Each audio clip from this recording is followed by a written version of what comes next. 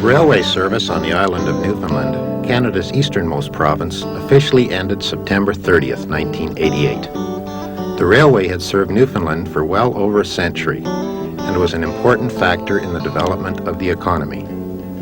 Track construction began in 1881, and by 1898, the main line between St. John's and Port aux Basques, as well as numerous branches to outlying communities, had been completed. Railway mileage peaked during the 1920s at just over 900. Narrow gauge railways have always had interesting motive power, and the Newfoundland Railway was no exception. When Newfoundland joined Canada in 1949, the railway became part of the Canadian national system. Along with a well-worn railway, CN inherited 46 steam locomotives of various types and manufacture, as well as 3 center cab diesels. CN spent heavily on improvements to the system. 53 new diesels began arriving in 1952, and complete dieselization was achieved by 1957. Extensive track projects brought schedule and service improvements, and until 1965, traffic volumes actually increased. That year, the Trans-Canada Highway opened across the province, and from that date on, rail traffic declined. The first victims were trains 101 and 102, CN's Caribou, more affectionately known as the Newfie Bullet. They made their last runs on June 3, 1969, having been replaced by buses. Mixed trains continued to operate on 3 branches until 1984, when their demise left only the mixed between Bishop's Falls and Corner Brook to run until the end. Freight traffic also caused revenue problems, and a 1980 move by CN's Terra Transport division to containerization proved to be only a temporary solution to the inroads being made by trucks and ships. By 1988, the railway was down to 554 miles, and the regular Port aux Basques to St. John's freights, 203 and 204, were running fewer than 5 times a week. On June 20th, 1988, the announcement that had been rumored for months was finally made. The railway would be shut down. $800 million would be spent to upgrade roads, but Newfoundland would be left without its railway. Though Terra Transport began the process of closing down the railway in July, it was not until September 29th that the last eastbound freight departed Bishop's Falls. We'll ride that train, Extra 944 East, as it makes its historic run through Clarenville and on to St. John's. Before sunrise, and in what varied between heavy drizzle and moderate rain, our crew marshaled the units and then proceeded with assembling the consist. Our train will have little in common with its predecessors, though. Before 1984 and the introduction of the manual block system, it would have been known as 204 rather than an extra. And instead of the normal 80-plus cars seen in previous years, we will have a mere 6 plus the van.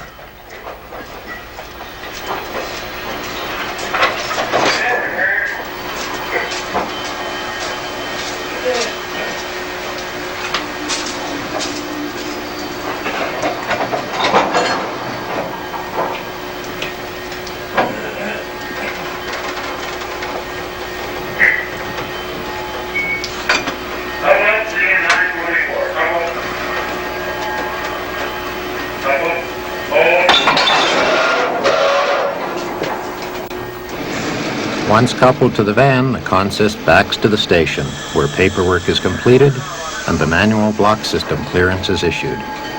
While this is occurring, a lone photographer records the event.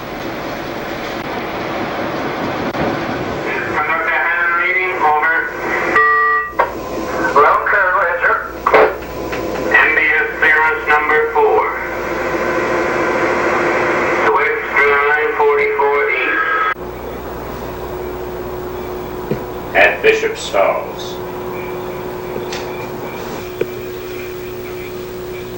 Proceed from Bishop's Falls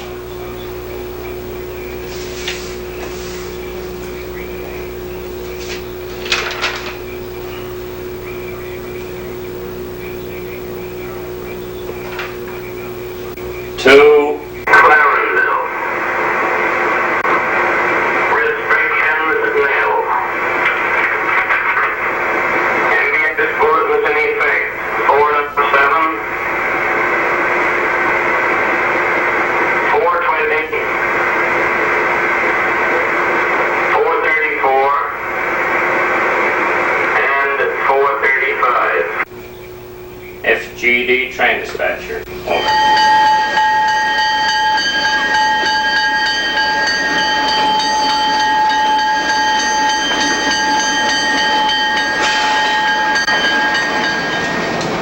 Once the highball is given, Extra 944 East departs Bishop's Falls and crosses the Exploits River.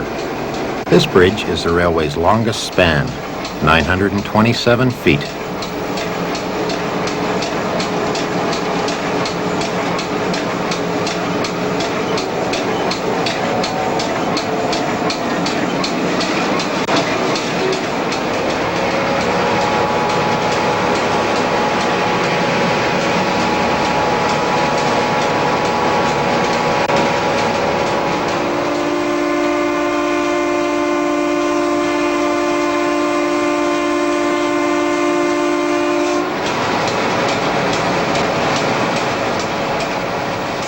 Moose, which were brought to the island in 1904, have become very plentiful, and we see our first one just east of Rattling.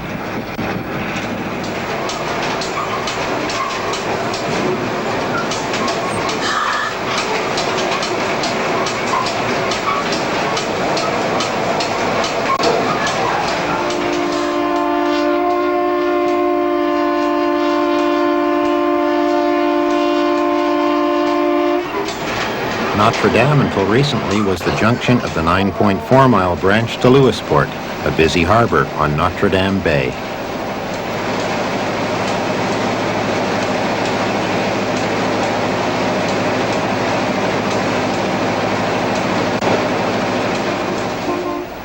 "55 miles east of Bishop's Falls, we'll pass the town of Gander.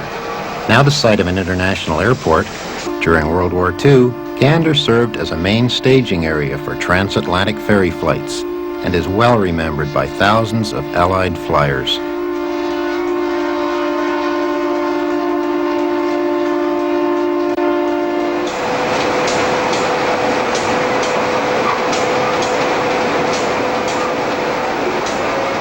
Those of you with a sharp eye have surely noticed our speedometer reads 0. It gave up the ghost just west of Rattling. But as per the rules, the dispatcher was notified and we got the okay to proceed to St. John's.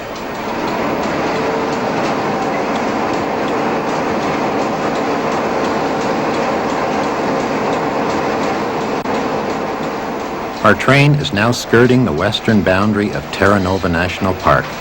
This park encompasses 153 square miles along the rugged coast of Buena Vista Bay.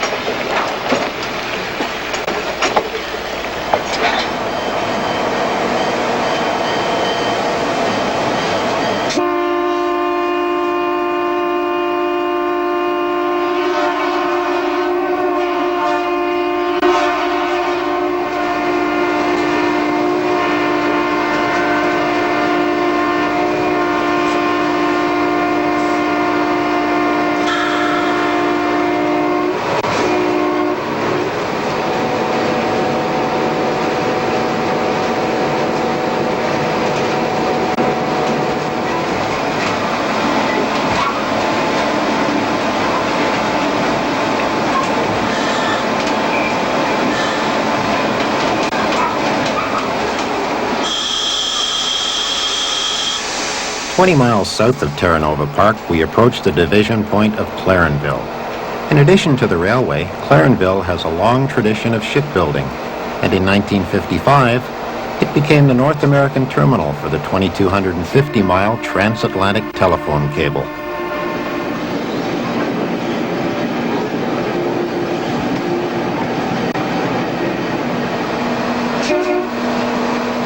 Although Clarenville Yard certainly shows a lack of activity, our arrival at the station and final crew change will be well recorded. While you're on camera.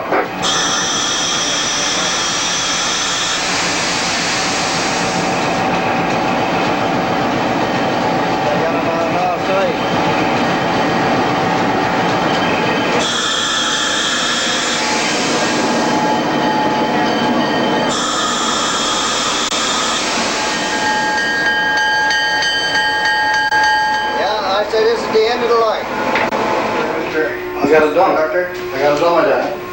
It's the last time I'll be signing this one. This last one, Wonder? You want to hunt tomorrow? Oh, yes. All right. Yes. Don't forget my fry. No, I won't get your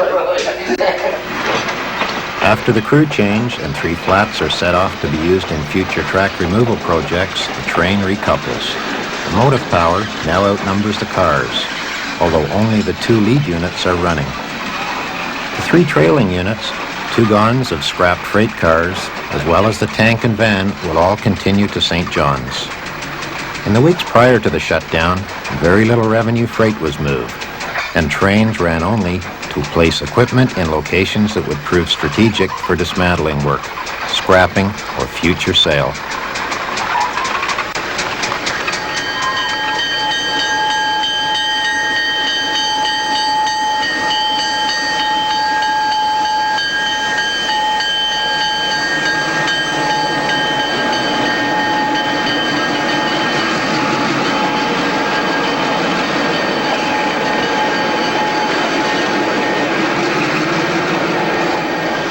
At 14:37, 5 hours and 25 minutes after leaving Bishop's Falls, Extra 944 East departs Clarenville for the final 131 miles to St. John's.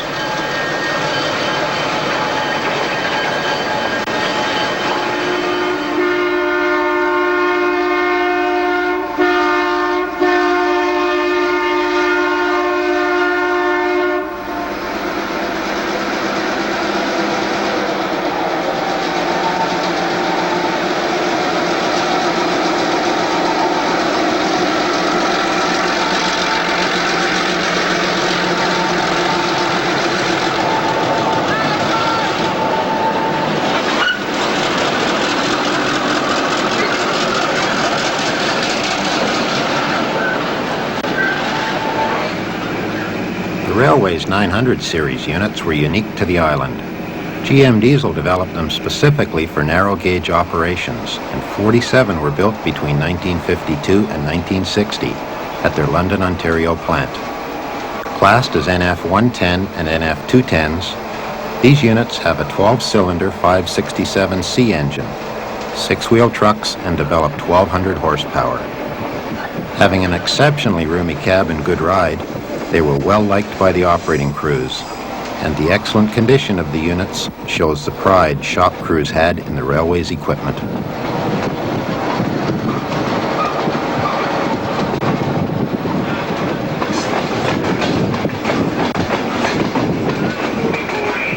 Dispatcher, St. John's, over. 944, probably 112, over. Mileage 112, yes. Okay, Jim. George Shank says for to not to shut down the engines, leave them run tonight, over. You tell George Lake he's a good man. I'll tell him that. Then Brady?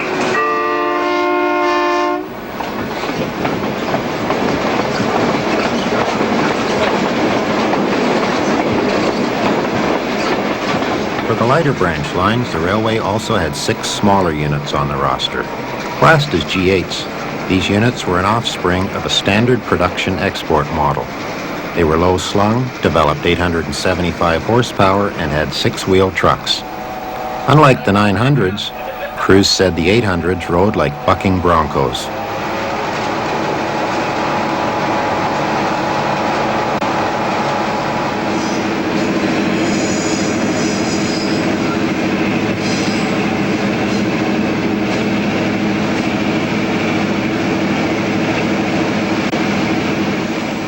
Our train is now traversing the Avalon Peninsula, and as we pass Placentia Junction, you'll be able to make out the former right-of-way of the 21-mile Argentia branch.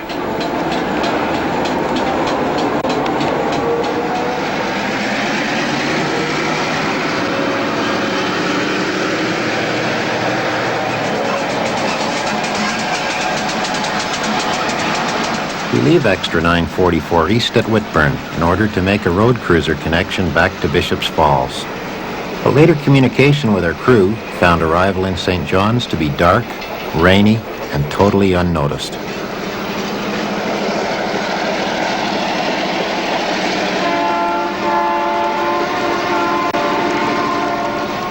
In contrast to freight, the departure of the railway's last passenger service went anything but unnoticed. The Bishop's Falls to Corner Brook run was all that remained of the Trans-Island service, which started June 29, 1898. And like the first, this final run was national news. Maybe back 20-25 years ago, if we had lined up still at the ticket counter to travel on the trains, no doubt the passenger trains would still have been running. But, having said that too, Do you pay for 4-year-old? No. Okay, well, One way? One in. No, but return. You would have to While passengers eagerly purchased tickets for the historic run, the crew has gathered at the booking-in office to register and read the bulletins. Oh, look, you got the deer on this morning. Yes, he looks pretty good. Oh, yeah. That's no good if you read that now. No, my reading days are over. You going, Fred? You don't know what to do now. No. Go on, train me. Yard crews long ago abolished at Bishop's Falls, the crew's first task is to marshal the train.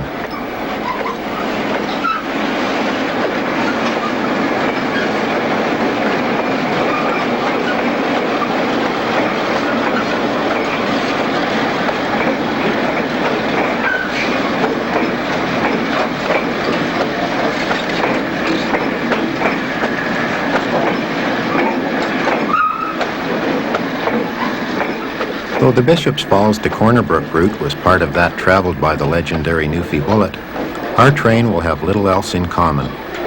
Since 1969, this passenger service has been merely a coach tacked onto the tail end of freights 203 and 204. It was only when total abandonment was announced that an extra coach was added to handle the extra load. As with other trains, this one will also be used to position motive power prior to the shutdown.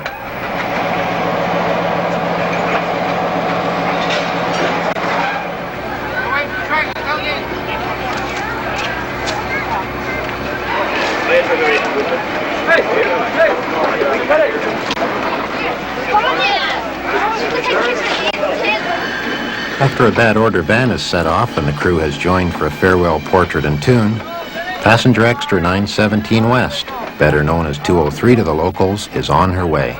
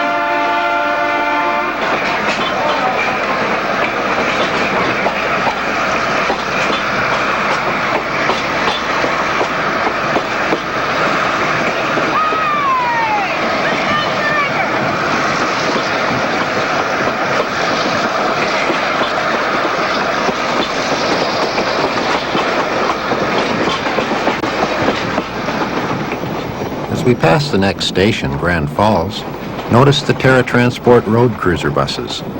These are the vehicles which spelled doom to the original Newfie Bullet.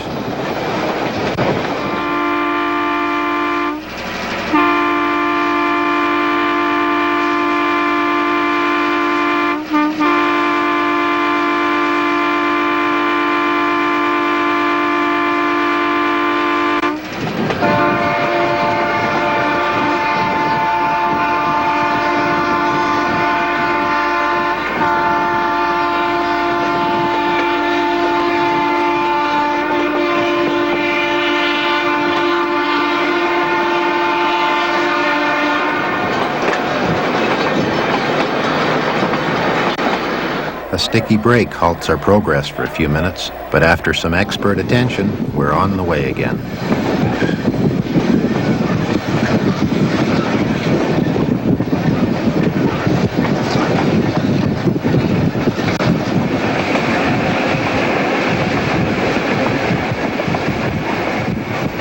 As we continue west to our next stop, word from the conductor busily collecting tickets is that the mood in the coaches is rather jovial.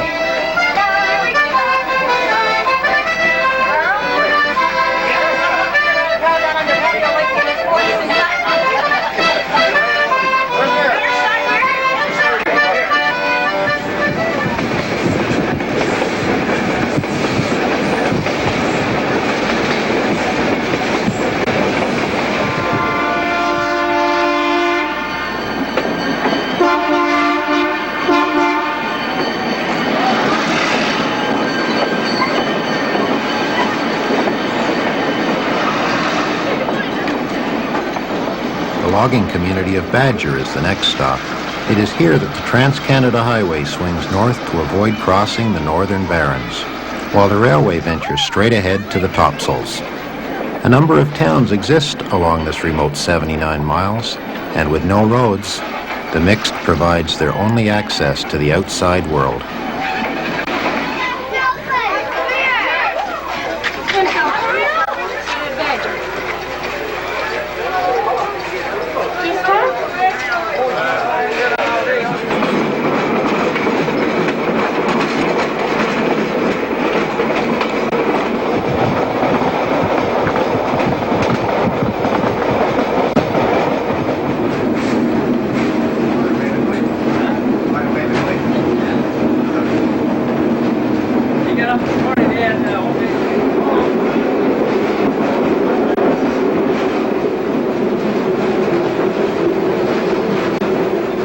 Just after we pass Skull Hill, the train slows for Millertown Junction, formerly an interchange point with the American Smelting and Refining Company's railway.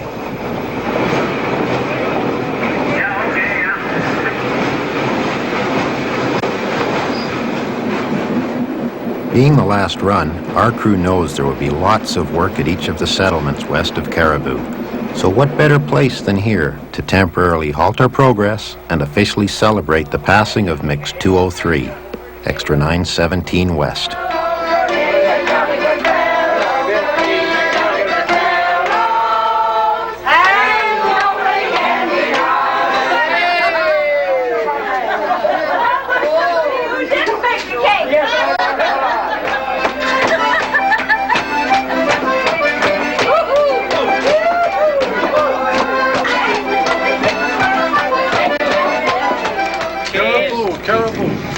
And we're at Caribou. Caribou. That's Sparky. They're going up to do With the cake cut, toasts proposed and the songs sung, we depart Caribou and continue the climb to Summit, mileage 328.5. With an elevation of 1,566 feet, Summit is the highest point on the Newfoundland Railway.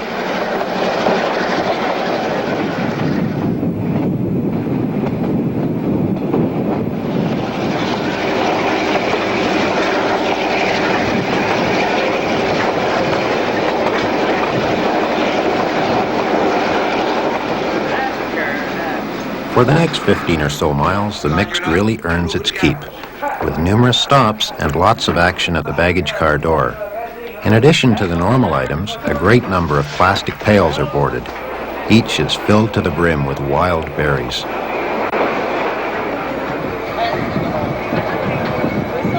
One car, one. Over there, clear hole. Where's all this clear going? All right, okay. You get the box wide?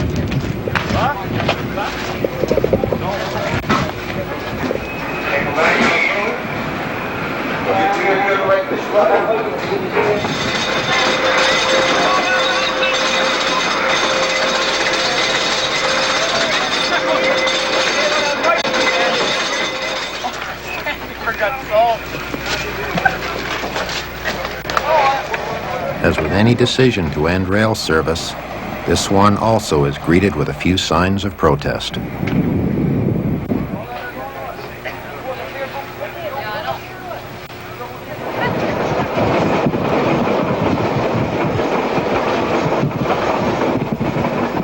we descend towards Howley, the barrens slowly give way to stands of black spruce and balsam fir, while ahead in the coaches, the party continues.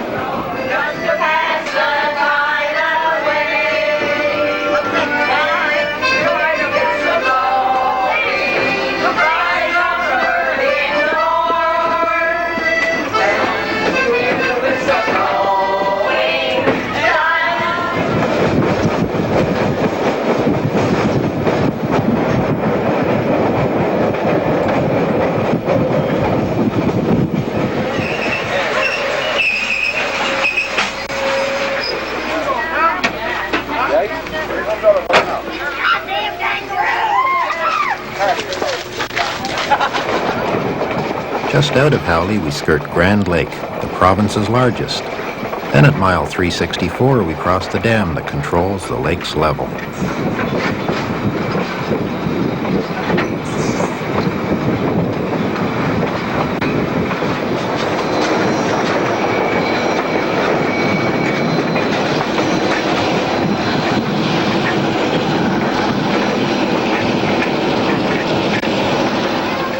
Deer Lake is our last major stop before Corner Brook. As this is the first point west of the Barrens that we meet the Trans-Canada Highway, a number of passengers detrain here and head for their vehicles.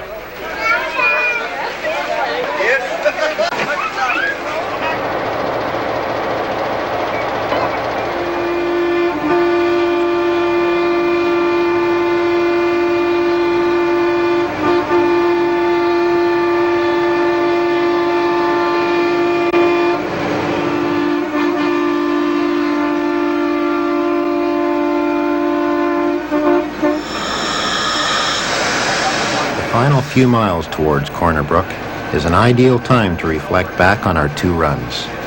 Having traveled 3 of the railway's 4 subdivisions and seeing the associated geography, one can easily see why that early government, in the interest of economics, chose narrow gauge. Even their early ruling that the railway would not be a first-class line held true for its entire life, except in one major area. Newfoundland railroaders displayed a unique pride in what they referred to as their railway. With their pride and dedication, the railroaders, if not the railway, were first class in every way.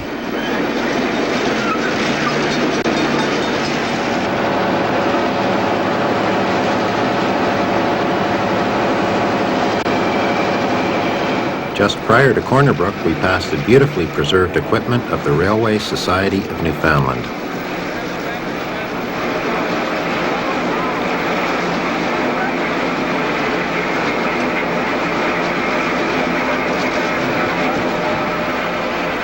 The Society's most prized piece is 593, the Newfoundland Railway's only surviving steam locomotive.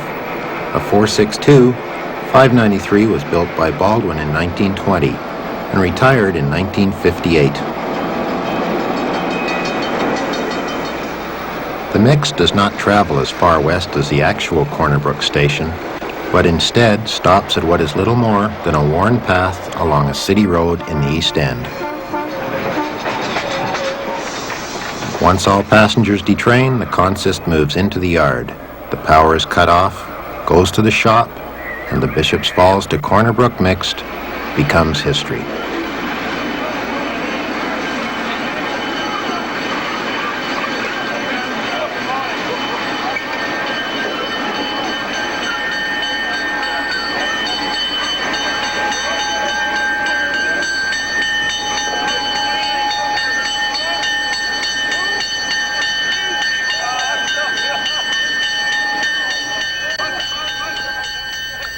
The following week, while newspapers across the country carried stories of the closing, and a very successful marketing campaign promoted the new CN, Terra Transport Intermodal Service, very little, if any, activity could be found on the railway. At Bishop's Falls, a lone work train ties up after a day of dismantling work along the Bishop's Falls sub. Gotta bring those things in now because they rob them, eh? Yeah, steal.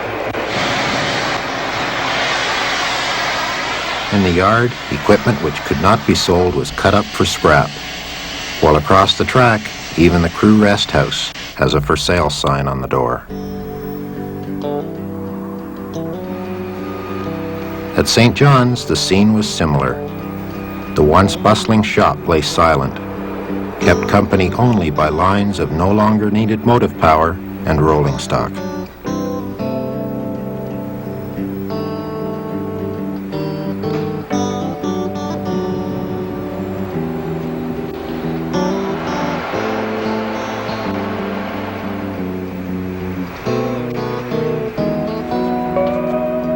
Even the railway's business car, Terra Nova 2, had seen its last trip, but her condition shows the railway's pride even during the austere final years.